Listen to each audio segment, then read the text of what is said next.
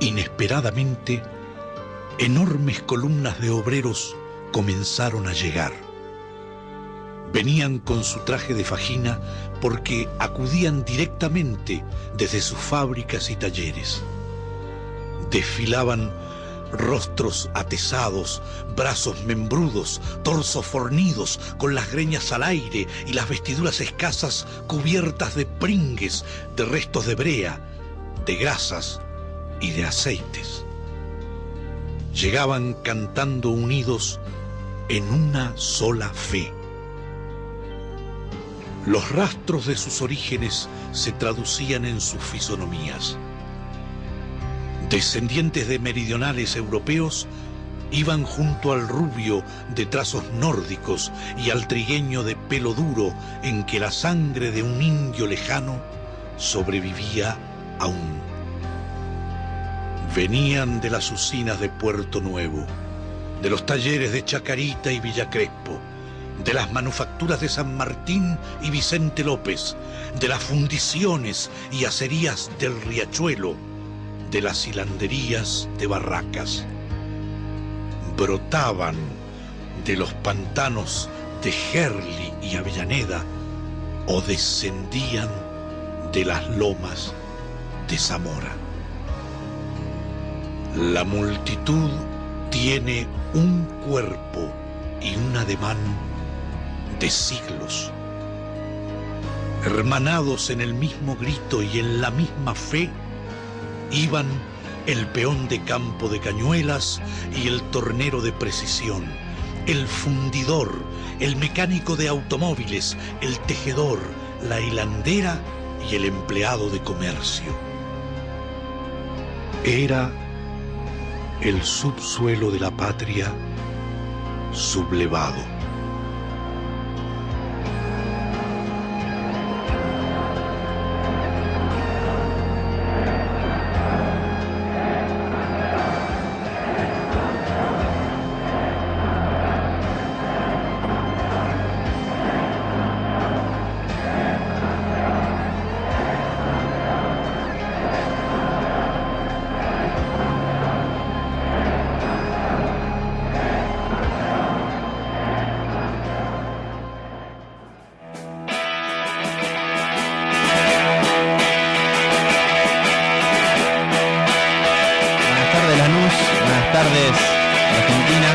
Tardes, Latinoamérica Unida. Hoy estamos una vez más con el subsuelo de la patria. Hoy no estoy con mi frecuente acompañante Manuel Valenti, que se encuentra en Mar del Plata, en el encuentro de comunicación audiovisual, a quien le mandamos un fuerte abrazo desde acá, desde el subsuelo. Y hoy tuvimos una semana bastante movidita. El domingo se festejó el Día del Militante por la vuelta de Perón en aquel año de 1972, donde el general volvía después de 17 años de exilio. También volvió Cristina a la actividad política y también se juraron nuevos ministros, hubo cambios en el gobierno, pero no de rumbo. Y también vamos a conmemorar el Día de la Vuelta Obligado, donde el general Lucio Mansilla, con el gobierno del brigadier Juan Manuel de Rosas, han puesto un sello histórico en la soberanía de nuestra patria, derrotando a los ingleses y franceses que se unieron para buscar la libre navegación de los ríos, que por la política proteccionista de Juan Manuel de Rosas, que defendía los intereses de nuestras provincias y de nuestros trabajadores, lograron que esto se conmemore como el Día de la Soberanía Nacional. Así que vamos a ver nuestro primer informe, en el cual vamos a ver una parte de un documental en el encuentro, en el cual se comenta un poco de qué se trató ese 20 de noviembre de 1845.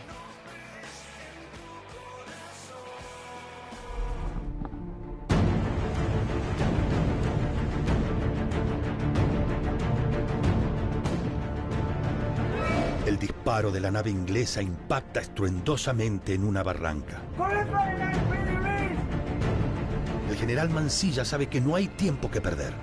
Saca su sable y arenga a su tropa en nombre de la soberanía nacional.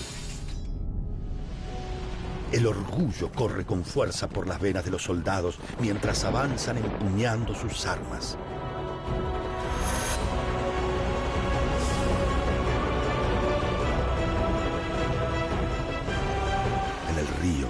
escuadra anglo-francesa se prepara para atacar.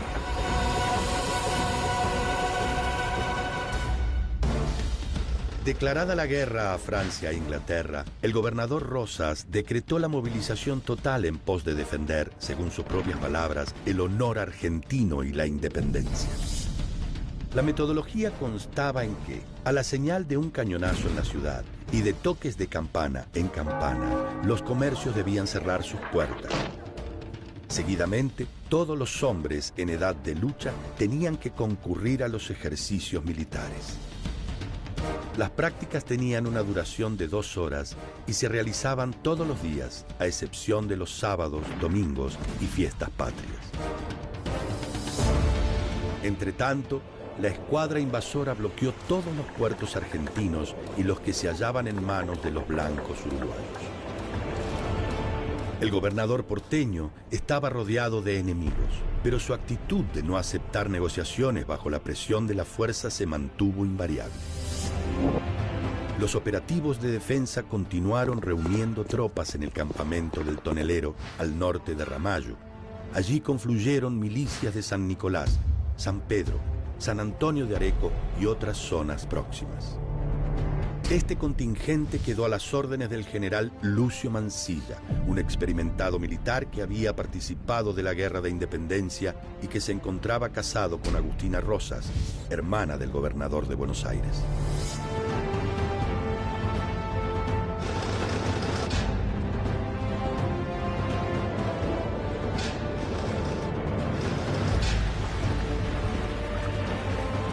Mansilla determinó que la zona de Obligado en San Pedro, provincia de Buenos Aires, era la indicada para instalar la defensa.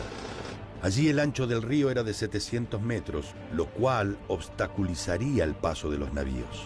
Por otra parte, el terreno de Obligado poseía una inclinación hacia abajo desde el río, y esto fue utilizado por Mansilla en su estrategia. El campamento patriota estaría ubicado en la zona más baja de la tierra. De esta forma, cuando el enemigo quisiera atacar desde el agua, las balas pasarían por encima del asentamiento y nunca caerían dentro de él. Esta era la principal ventaja que ofrecía la inclinación descendente del terreno.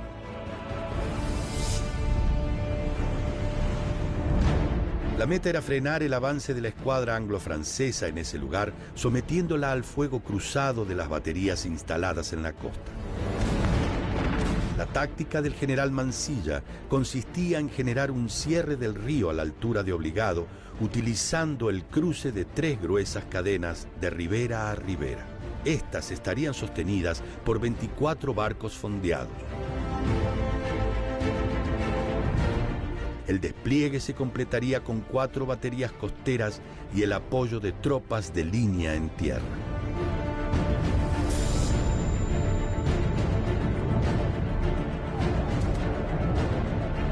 Los navíos utilizados como apoyo de las cadenas fueron confiscados por el Estado y a bordo de ellos estuvieron, además de la tripulación regular, sus propios dueños que se ofrecieron a combatir al enemigo.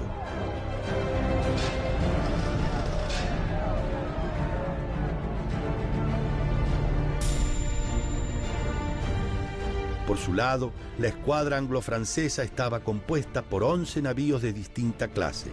Entre ellos, había algunos de propulsión a vapor, tecnología relativamente nueva y cuya ventaja principal era no depender de los vientos para movilizarse.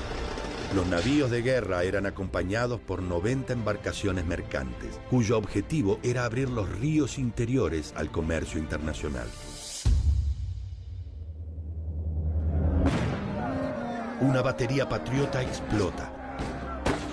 Los artilleros se desploman, desmembrados y ahogados en un dolor insoportable.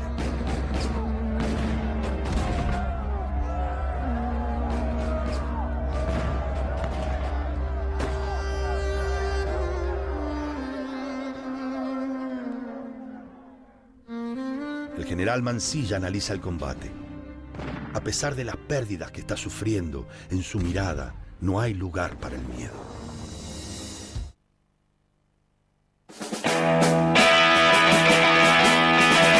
Subsuelo de la Patria, si te querés comunicar, podés llamarnos al 4249-7123.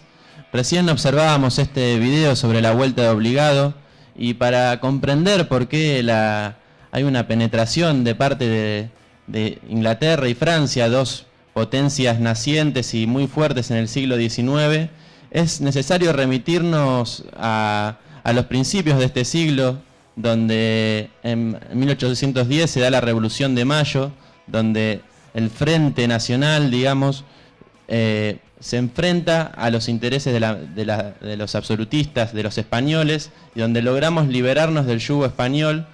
Y dentro de este frente, donde podemos observar que están los morenistas, que pretenden una soberanía popular, un país soberano, libre, donde el pueblo sea quien gobierne. También tenemos a los saavedristas, que no lograron consolidar una fuerza política para poder enfrentar al grupo de Moreno. Y también por otro lado tenemos a los que propugnaban por el liderazgo de Rivadavia. Y Rivadavia fue más que un argentino, fue un inglés, porque él defendió los intereses de los británicos en el Río de la Plata, y los intereses británicos estaban muy ligados a los puertos donde, por ejemplo, se encontraba Buenos Aires, y siempre Buenos Aires fue una gran barrera para los intereses de la Hispanoamérica libre que buscaba San Martín. Y San Martín siempre dijo que le repugnaba, que no podía comprender cómo ciudadanos de esta tierra puedan servir a los intereses de extranjeros. Y este mismo San Martín fue quien entregó el sable al brigadier Juan Manuel de Rosas, por entonces gobernador de la provincia de Buenos Aires, donde se sucede la Vuelta de Obligado, la batalla de la Vuelta de Obligado, ya que él considera que esta es la segunda independencia de nuestro país, ya que tiene tanta importancia, según palabras de San Martín en carta que le envía a Rosas, donde él también se ofrece para cualquier disposición en esta guerra. Le dice a Rosas que esta batalla tuvo tanto mérito y tanta importancia para la historia argentina como las que él libró para liberarse del yugo español absolutista. Y para comprender por qué Gran Bretaña quiso expandir su imperio, quiso expandir su comercio, su política divisionista, balcanizadora en nuestras tierras, podemos referirnos también a las palabras del embajador, del ministro de Relaciones Exteriores, George Canning, que había dicho por allí en el 1823 que Hispanoamérica ahora es libre, pero que si los ingleses desarrollan bien sus negocios, iba a ser inglesa. Es decir, que siempre hubo un objetivo por parte de Inglaterra de colonizarnos económicamente, y lo lograron también culturalmente, ya que muchos argentinos a lo largo de la historia fueron cómplices de los objetivos de los ingleses. Pero ahora vamos a ir a ver un poquito más adelante, 100 años después, al general Perón, y a partir de las palabras de Cristina, de cómo ella considera a este líder, para ir adentrándonos en el tema de la semana, que fue el Día de la Militancia. ¿Cómo es su relación con Perón entre el 73, en el 73 y ahora? Mi relación con Perón, de reconocimiento absoluto de liderazgo. Esta fue la gran diferencia que tuvimos dentro de los propios sectores juveniles. Discutir el liderazgo de Perón era discutir precisamente la dirección y las posibilidades de éxito de un proceso como el que se había iniciado con el retorno de Perón a la Argentina. Esto fue una gran discusión. Y primero también una gran asunción de la realidad.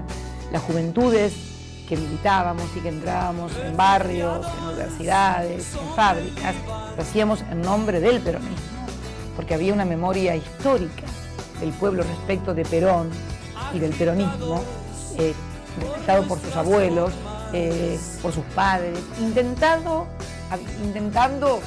todos, desde todos lados, demonizando a Perón, prohibiendo que se dijera Perón, diciendo que Perón había sido esto, desde las chicas de la UES, pasando por las joyas de Eva Perón, por las cuentas en Suiza, cualquier similitud con la actualidad, sí. es pura coincidencia. Pero hubo todo un intento de demonización y estigmatización del peronismo, pero hubo una memoria viviente por parte de sus hombres y mujeres que, por lo menos es lo que me pasó a mí con mi abuelo, que habían sido explotados antes del peronismo y con el peronismo tuvieron trabajo, tuvieron vacaciones, tuvieron aguinaldo, tuvieron vivienda, tuvieron salud, tuvieron educación. Así que mi relación con Perón siempre fue muy buena y de reconocimiento de liderazgo porque tenía patrimonio histórico y mucha mochila para asumir ese liderazgo. Y bueno, y de repente pasó todo lo que pasó. Era un tiempo muy complejo. No era tan fácil, era un mundo muy complejo, era un mundo del 68 del Mayo francés, era el mundo de la Revolución cubana y del Che, era un mundo que podía llevar a muchos a no tener la mirada o la claridad para ver exactamente y poder separar las cosas, ¿no? Yo ayer, el otro día, confesaba que había votado la fórmula Perón-Perón desde el FIP. Desde el FIP. Claro. Que hablaba Ramos. Sí, después leí alguno que se ve que estaba medio desconcertado, no tenía idea de la historia, y decía que yo había votado a Ramos. Ramos no era el candidato. Era el FIP que había llevado la fórmula Perón-Perón con la boleta del FIP y proponía vote a Perón desde la izquierda. Vos te imaginás, yo tenía exactamente 20 años, porque las elecciones fueron en el 23 de septiembre, si mal no recuerdo, del 73, tenía 20 años, y bueno, y formé parte de ese casi 1 millón de votos que votó a Perón desde una idea, pero votamos a Perón porque era el líder, sin lugar a dudas. ¿Sí?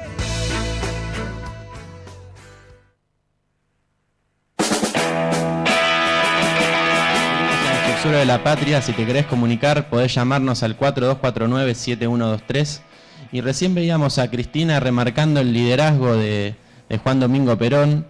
Y para comprender por qué logró ese liderazgo y luego para adentrarnos en el tema que nos convoca, que es el Día del Militante, que se conmemoró este 17 de noviembre, vamos a hacer un breve recorrido sobre la historia de este gran hombre, este gran patriota, que fue el general Juan Domingo Perón. Él a los 16 años ya entró en el ejército argentino, a los 18 ya fue nombrado con grado de teniente coronel, y vamos a irnos a su etapa política, donde él el 4 de junio de 1943 ya era parte importante del GOU, que eran el Grupo de Oficiales Unidos, que encabezaron una revolución para derrocar a gobiernos que venían de una década infame, como así se la denominó, donde éramos una colonia que dependía de Inglaterra, como veníamos viendo antes, como el Imperio Británico fue encontrando a través de los ferrocarriles y otros distintos servicios, atrapándolos para su propio beneficio y de algunos sectores muy pequeños de nuestro país, a los cuales llamamos oligarquía. Juan Domingo Perón encabeza una revolución en la cual, al ser lograda el 4 de junio de 1943, él pide para desarrollar su política la Secretaría de Previsión y Trabajo. Este lugar era un lugar que antes no había tenido uso, que era una oficina muy poco frecuentada, y él a partir de ahí comienza a tener sus primeras relaciones con sindicatos, con distintos grupos de trabajadores, y ahí él empieza a desarrollar una política que tiene que ver con lo que el pueblo siempre necesitó y nunca se le había brindado a través de los gobiernos. Él no concebía la Revolución de Junio como un cambio de gobierno por otro y de nombres, sino la concebía como un modo de modificar la política argentina en la historia, de modificar esa política que fue para el servicio de los bolsillos de distintos grupos políticos, para brindársela al pueblo y al servicio del mismo. Y bueno, él a partir de esa Secretaría de Trabajo empieza a tener mucho mayor vínculos, viendo que los obreros respondían a lo que él le ofrecía y ellos muy contentos con su desempeño. Él va obteniendo el cargo de ministro de Guerra y después luego de la vicepresidencia de la Nación. Un 11 de octubre de 1945 a él lo detienen un grupo de oficiales que no concordaban con sus políticas. Recordemos que el embajador de Estados Unidos, en conjunto con ministros de Inglaterra y también con fuerzas como la Unión Cívica Radical, como también el Partido Comunista, habían encabezado actos y marchas en contra de su nombre y en contra de sus políticas que iba realizando. Y ese 11 de octubre a él lo llevan a la isla de Martín García y ahí lo mantienen preso. Esto genera mucha incertidumbre en los trabajadores que ya se veían reflejados con su política, con los beneficios sociales que él brindaba a través de su Secretaría de Trabajo, y empiezan a tener reuniones con los sindicatos para ver qué se hacía con este gran hombre. Y se decidió que se iba a realizar una marcha el 17 de octubre. Ese 17 de octubre los obreros salen con su propia voluntad a pedir por una sola persona y en un solo nombre, por el general Perón, y ese día se conmemora como el Día de la Lealtad Peronista y es el día fundacional de la conciencia de los trabajadores argentinos, donde 1 millón de hombres, mujeres, niños fueron a pedir por su general en paz, una fecha histórica para nuestro pueblo argentino. El general ese día pide que se ir a elecciones, y el 24 de febrero de 1946 se logran estas, teniendo un triunfo abrumador de la fórmula Perón-Quijano frente a la fórmula Tamborini-Mosca de la Unión Democrática, que era, como habíamos dicho, formulada a través del Partido Comunista, la Unión Cívica Radical, impulsada por el embajador de Estados Unidos, Sproul Braden, que la fórmula, como la llamó Perón, era Braden o Perón. Esa era la decisión, los intereses argentinos o los intereses de los extranjeros. Él en esos 9 años de gobierno, del 1946 a 1955, va logrando cada vez más beneficios para los trabajadores, mayor cantidad de escuelas, alrededor de 8.000 se realizaron en esa época, fomento a la cultura, fomento a la educación, la universidad se convierte en gratuita, podemos nombrar también la cantidad de fábricas que se realizaron, pero las fuerzas oligárquicas, las fuerzas que de populares nada tienen, no descansaron y fueron en busca de derrocar ese movimiento naciente de este siglo XX. Y el 16 de junio de 1955 bombardean la Plaza de Mayo. Bombardean la Plaza de Mayo con fórmulas en los aviones que podíamos ver, que decían Cristo vence, y quiere decir que hay una complicidad de la Iglesia Católica, que raramente no defendió los intereses de los más humildes, como así lo había hecho Cristo y como lo ha hecho la doctrina justicialista que instauró Juan Domingo Perón. En septiembre de este mismo año, Perón decide abandonar el gobierno debido a estas presiones que se van sucediendo, y no pretende tener una lucha, porque él era un profeta de la paz y no de la guerra, y decide abandonar el gobierno. Y él, debido a estas fuerzas oligarcas que han derrocado al gobierno de Perón y han instaurado una revolución que se llamó fusiladora, porque ni bien toma el gobierno, fusila a distintos compañeros peronistas que no quisieron aceptar este hecho. Se me permanece 17 años en el exilio. Él tiene pasadas por Venezuela, por Paraguay, por Panamá, para luego asentarse en Madrid, donde permanece la mayoría de sus años.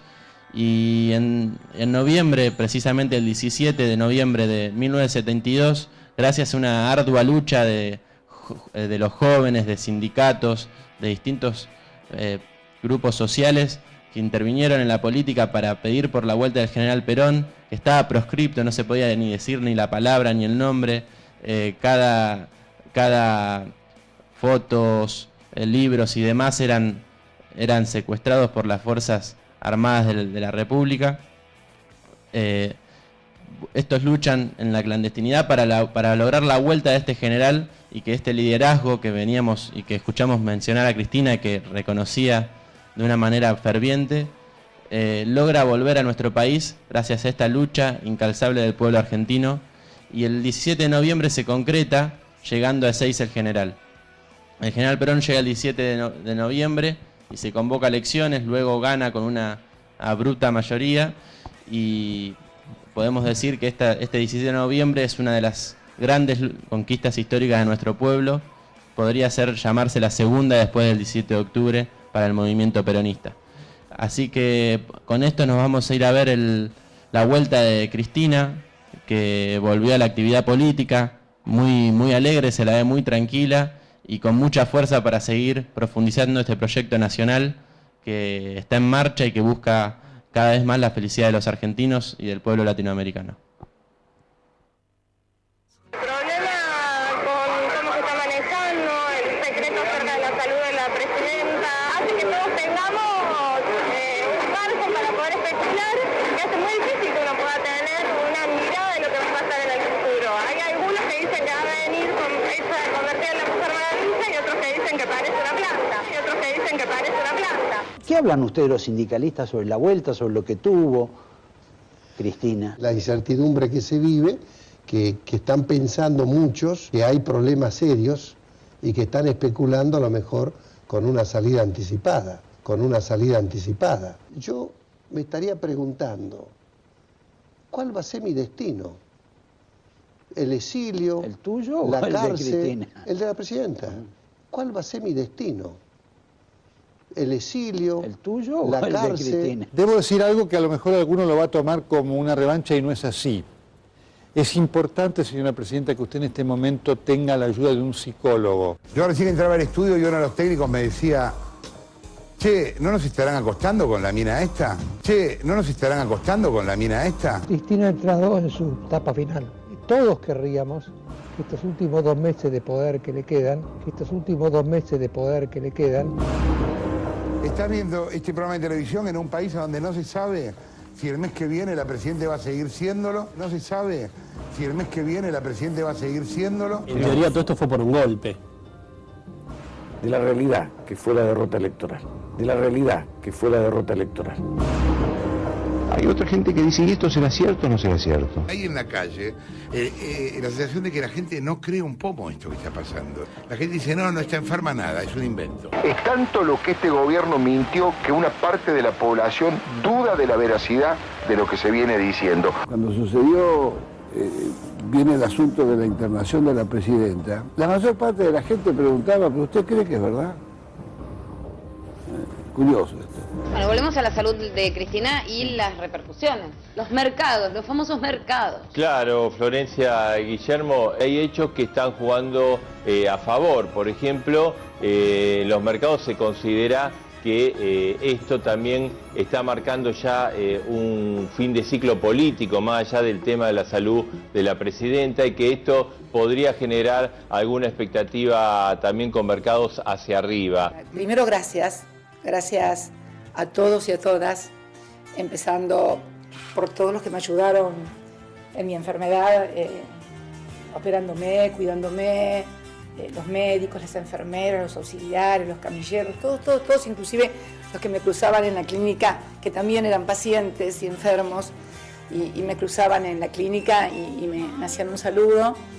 A los miles y miles de argentinas que se preocuparon, que rezaron, que pidieron, también a los miles de ciudadanos de otros países que me mandaban mails y me mandaban mensajes en el Twitter, en el Facebook, también a los jefes y jefas de Estado extranjeros, todos son importantes, desde el más humilde servidor hasta el más importante jefe de Estado. A todos les quiero agradecer su preocupación por mi salud, todas las cosas que he recibido, millones de cartas, de flores. Bueno, quiero simbolizar la cantidad de flores que recibí, en las que recibí las últimas esta mañana, que son estas que tengo acá, estas rosas rojas que me mandó Eve Bonafini, me sacaba de enviar, y los regalos desde muñequitos, rosarios, estampitas, hasta las que me regaló lo voy a traer porque me encantó, este pingüino que me mandó también hace unos instantes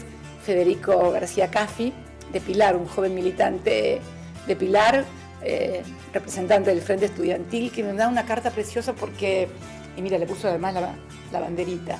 Él me cuenta que nació en el 93 y que no creía en nada, que nació y que vio todo lo que pasó en nuestra historia, y no solamente en nuestra historia, sino también en otras partes, y bueno, y que había empezado a creer y había empezado a militar, y la verdad que fue una cosa muy importante. Como también recibí una carta que hoy la estaba contestando porque me la alcanzaron recién hoy, de aquel joven, no sé si se acuerdan, Demián, que mandó una carta divina, y se acuerdan cuando lo agredieron en la plaza. Yo vine a la marcha, pues estoy en contra de lo que aprobaron todos, pero me agredieron. Me agreden porque quieren entrar al Congreso.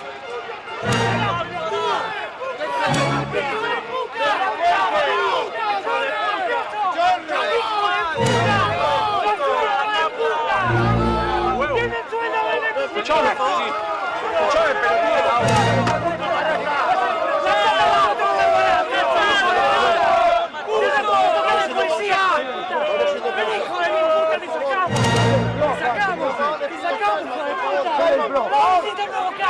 ¡Vos viniste a provocar!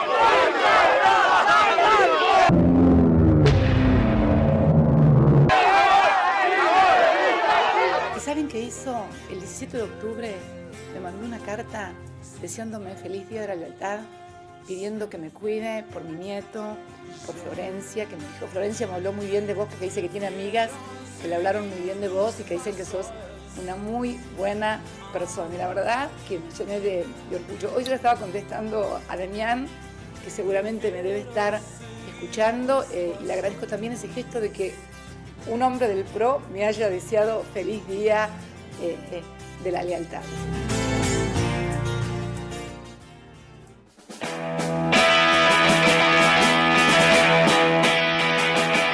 Seguimos una vez más en el Subsuelo de la Patria. Si te querés comunicar podés llamarnos al 4249-7123. Y recién veíamos cómo los profetas del odio, como diría Jaureche, atentaban contra la presidenta Cristina, diciendo que podría ser una planta, o cómo iba a volver, o que necesita ir al psicólogo. Lo que nosotros consideramos como una falta de respeto a través de estos medios de comunicación masivos que buscan generar la opinión pública y a su vez contaminar las conciencias de las personas. Nosotros queremos repudiar ese hecho y ese acto que están realizando frente a nuestra presidenta. También vemos distintas revistas atentando frente a ella, y nosotros a esa fuerza, que como decía Perón, que es el derecho de las bestias, nosotros le vamos a dar nuestra fuerza del amor, que es la fuerza del pueblo, y que nosotros de nuestros medios de comunicación alternativos, como es este TV Clip, vamos a seguir luchando por comunicar la verdad, comunicar con sinceridad, y la verdad que esto nos parece un tema que teníamos que tratar.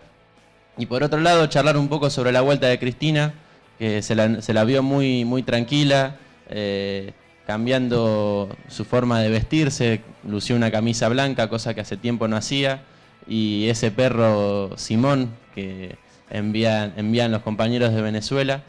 Y la verdad que volvió con mucha fuerza, la verdad que fue una alegría inmensa para nosotros volverla a ver brillar como lo empezó a hacer. Y con su vuelta hay también varios cambios que no cambian, como habíamos dicho antes, el motivo y el objetivo de este proyecto político, pero que es necesario conocer y tratar sobre los mismos. Así que preparamos también un informe sobre los cambios en los ministerios, en el Banco Central. Así que vamos a eso y volvemos después del video.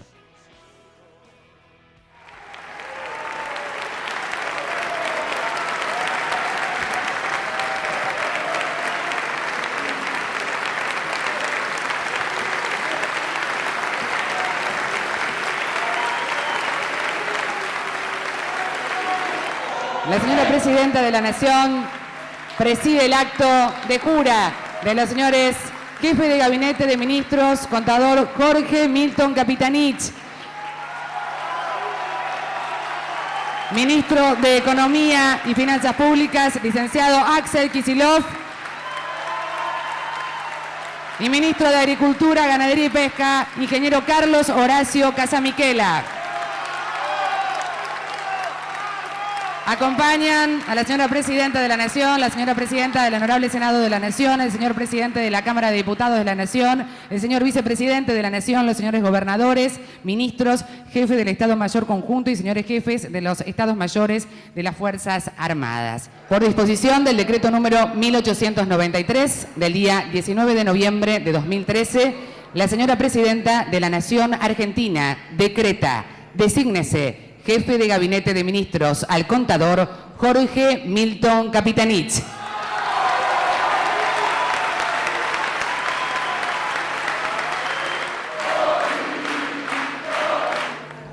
Quería decir que además también están presentes los militantes políticos. Muchos.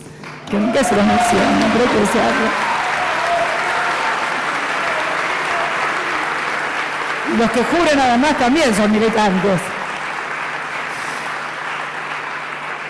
Contador Jorge Milton Capitanich, juráis por Dios y por la patria, sobre estos santos evangelios, desempeñar con lealtad y patriotismo el cargo de jefe de gabinete de ministros, para el que habéis sido nombrado, cumpliendo y haciendo cumplir, en cuanto de vos dependa, la Constitución de la Nación Argentina. Sí, juro. Si así no lo hicierais, Dios y la Nación os lo demanden.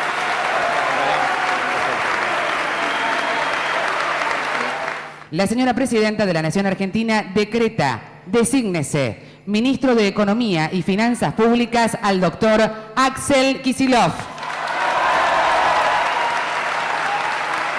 Por disposición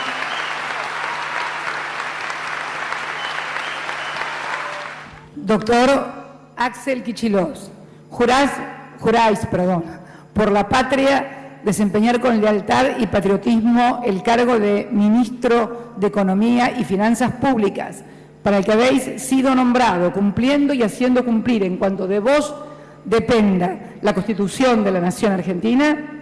Sí, juro. Si así no lo hicierais, la Nación os lo demande.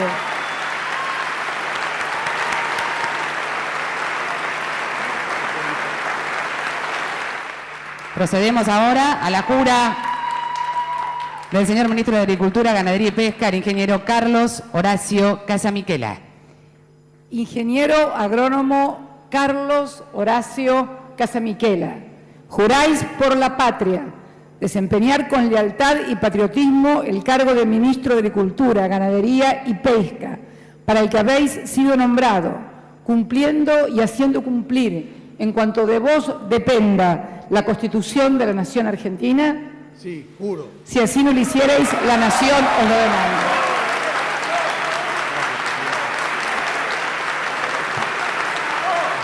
Y de esta manera, señoras y señores, damos por finalizada la ceremonia de asunción de los señores jefes de Gabinete de Ministros, Ministro de Economía y Finanzas Públicas y Ministro de Agricultura, Ganadería y Pesca. A todos, muchas gracias.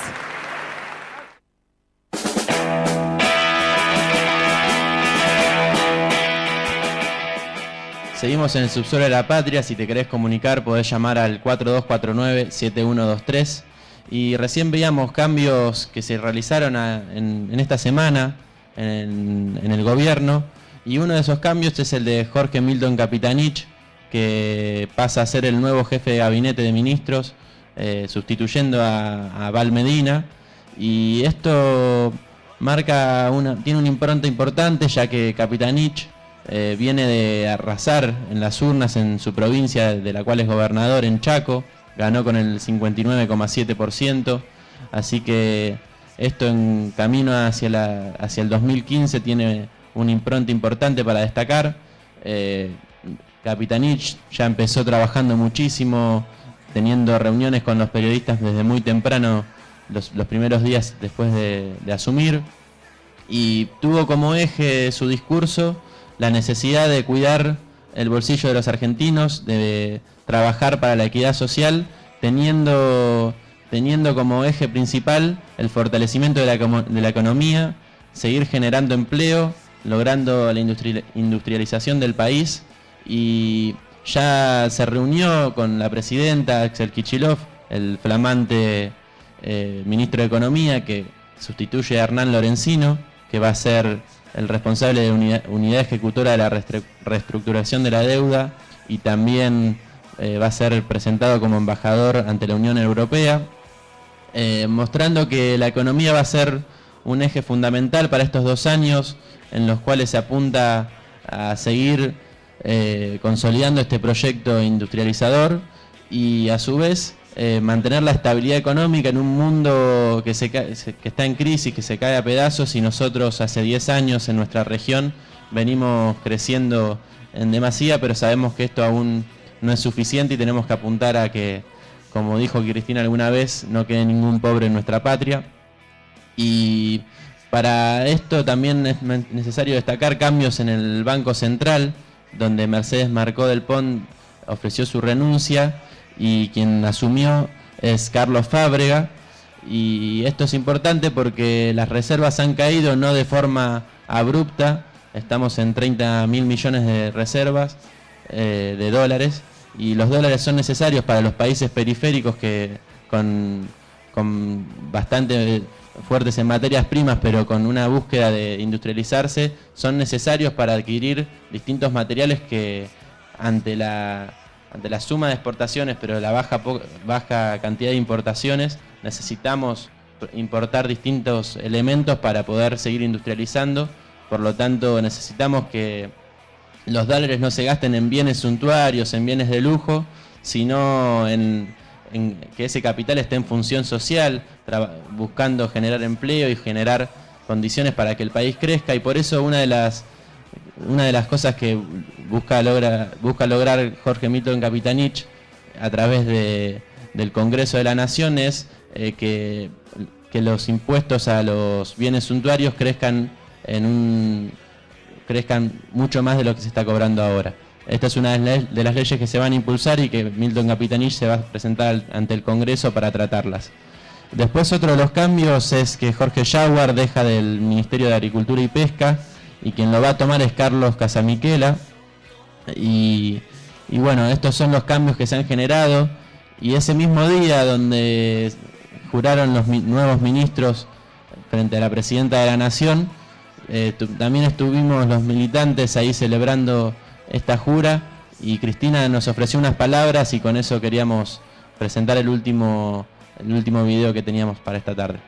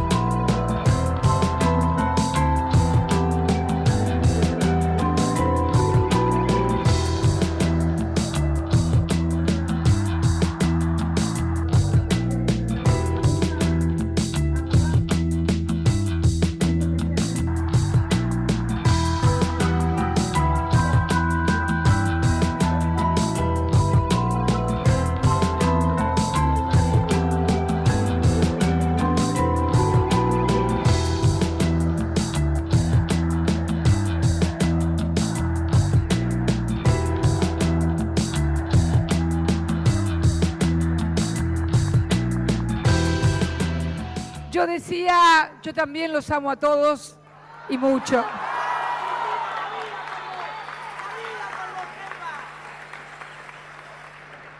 Yo venía pensando hoy, después de tantas cosas que pasaron en estos días, y justo este día de la soberanía nacional, el otro día cuando a través de las redes tomé contacto no solo con los argentinos, sino con muchísimos otros hombres y mujeres de distintas latitudes que se habían preocupado por nuestro país, porque al preocuparse por la presidenta no es que se están preocupando por la presidenta, se están preocupando por el país, porque a mí me toca presidir el país. En este resurgimiento del aparato productivo nacional que tenemos que seguir profundizando, avanzando, mejorando, y que nos permite hoy a los argentinos anunciar en este tercer trimestre de este año 2013 que la desocupación, merced de la actividad económica, ha vuelto a descender y se ubica en el 6,8%. La más baja de toda la serie histórica de los terceros trimestres, porque sabemos que por cuestiones de estacionalidad siempre la más baja se da en el cuarto trimestre y teníamos la marca más baja del 2011, que era el 6,7. Pero uno de los últimos actos que estuve fue allá en el INVAP, con Cacho Otegui, presidente del INVAP, donde estábamos inaugurando nuevas instalaciones. Y él me dijo que usted va a ser recordada como la presidenta de la ciencia y la tecnología. Otra manifestación de soberanía nacional.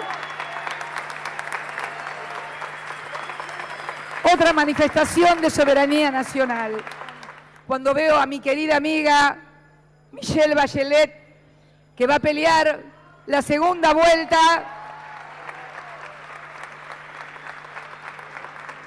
y uno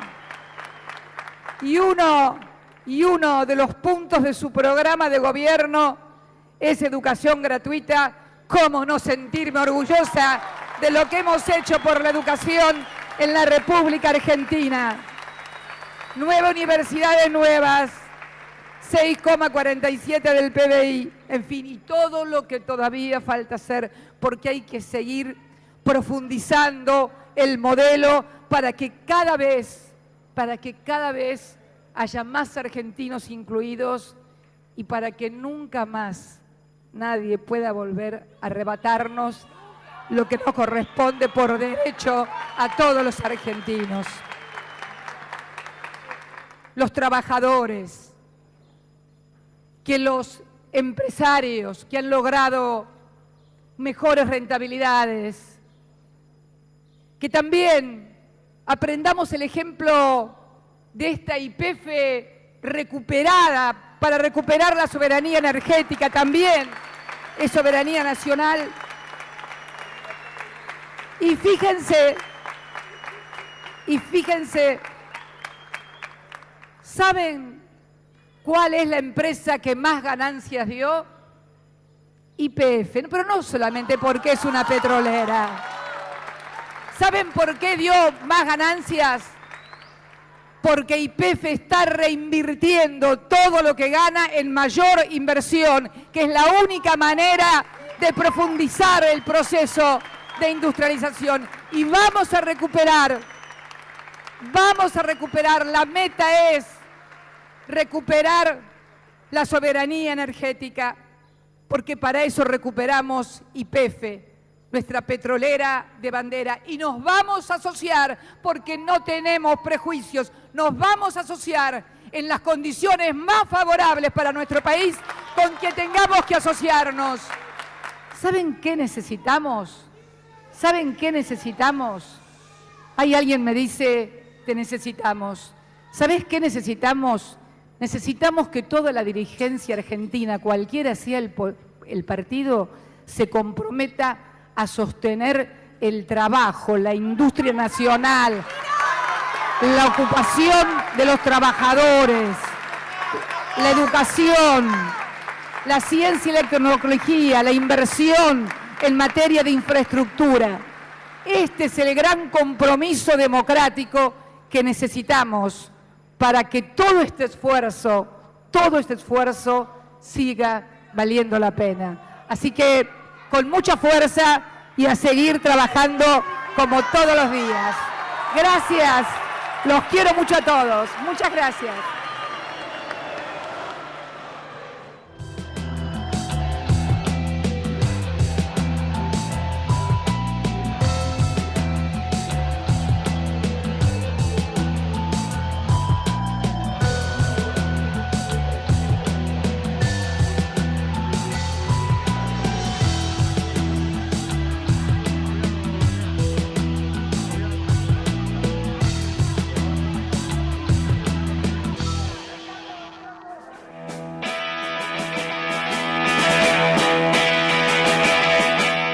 Estamos en el último bloque del Subsuelo de la Patria y este programa, que es un programa militante que lo hacemos con mucho sacrificio y corazón, queremos dedicárselo a un gran compañero que renunció a su cargo de secretario de Comercio Interior, y es el compañero Guillermo Moreno, un gran militante, y estas palabras van dedicadas a él Y a todos los militantes son palabras de Ernesto Jaureche, sobrino del gran compañero Arturo Jaureche, gran pensador y militante. Y queríamos dedicar estas palabras a todos los compañeros militantes, a todos los peronistas y a todos los argentinos que se sienten identificados con estas palabras, y en principal al compañero Guillermo Moreno, que comprende, como todos los peronistas, que primero está el movimiento, primero está la patria, después el movimiento y luego los hombres. Estas palabras van para él y para todos los compañeros. Militante es aquel que intenta transformar el mundo con su ejemplo. Sabe que decir lo que se piensa y hacer lo que se dice es el arte mayor de una noble práctica política. Su proceder está guiado por un precepto evangélico: luchar por la igualdad entre todos los seres humanos. Su enorme tarea se inscribe en un paradigma fraterno. Ningún ciudadano se realiza en una nación que no se realiza. Su paso por la historia solo está justificado si es capaz de honrar la vida, defender los derechos sociales y políticos de los desposeídos y sostener a ultranza, poniendo el cuerpo si es preciso, una inquebrantable lealtad con el pueblo que le da su aliento. Para defender el sueño de una patria justa y libre y soberana, soldados incansables de la igualdad, la libertad y la democracia alimentarán la llama inextinguible de nuestra pasión argentina. El aluvión de la militancia popular se levantará otra vez como el batallón escogido de un ejército invencible, el de la clase trabajadora argentina. Con esto nos despedimos acá desde el subsuelo de la patria, que nosotros nos queremos atrever a pensar con las manos y decir con los hechos. Hasta el próximo sábado y que tengan buen fin de semana.